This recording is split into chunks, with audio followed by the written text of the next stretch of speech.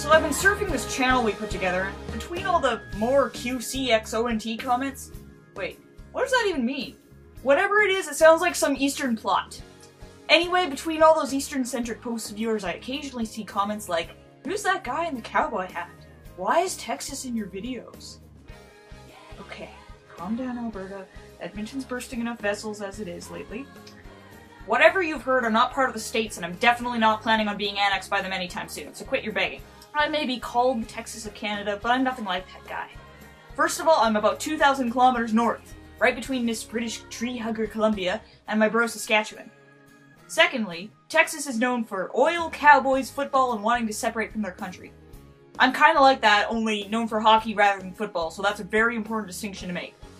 Write that down. Me and Saskatchewan were originally a part of the Hudson's Bay Company along with NWT, Manitoba, and the Easterners. We all lived in a big house called Rupert's Land until the early 1900s. I was getting bigger and wanted to move out with my brother Saskatchewan like our big bro Manitoba did in 1870. We were almost going to be one big province called Buffalo, but the Prime Minister didn't want another big province like Quebec or Ontario to hold power. Typical Easterners. Of course, that all changed in the 1930s when we struck black gold. Oil. Who's laughing now? Ethnicity-wise, I'm mostly British. That includes English, Scottish, Irish, and Welsh. I'm also pretty German, too.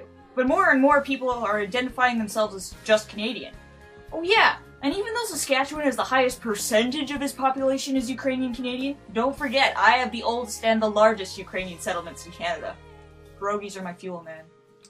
Anyway, even though I've got a decent-sized French population, I speak English, thanks. Quebec should really stop his whining and separate already if he's gonna do it. Then we wouldn't have to learn that language in school anymore. It's too hard. I'm pretty famous around Canada for my high-quality beef and other livestock. But that means every time our neighbors to the south get paranoid over some crazy new disease, I'm the first one to get hit. Even with all the benefits I get from oil, I'm still a rancher at heart. I also make the best and healthiest snack food in Canada, Wheat Crunch. Although, I haven't seen it around lately.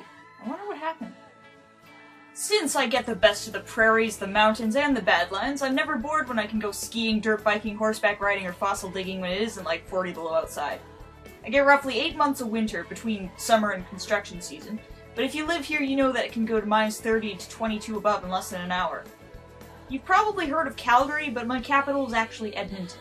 The two may have their differences and they have yet to get along, but I have high hopes for the future.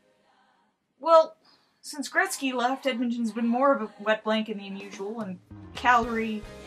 Let me just say it's really difficult for me to feel much national pride when a game between those two is more intense than against any American team. So yeah, I'm Alberta, not Texas.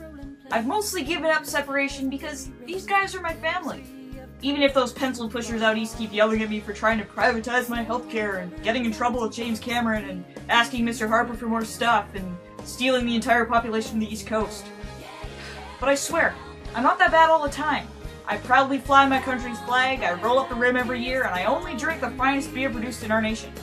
I also have the best recycling program in Canada, but I'm a little rusty with snow removal.